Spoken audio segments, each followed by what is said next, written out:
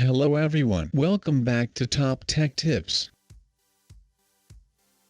What are you going to do if your MacBook is running slow? Here are some tips I would like to share with you. First of all, you should have Clean My Mac installed in your MacBook. First, open Clean My Mac application.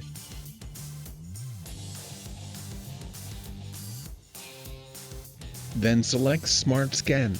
Then click on Scan button. Next, use Activity Monitor to turn off all the applications. Click on Finder application. Then click on Go. Then select Utilities. Then select Activity Monitor. Click on CPU tab.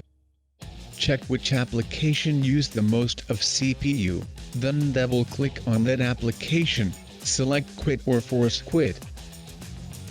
You can do the same thing for the other application.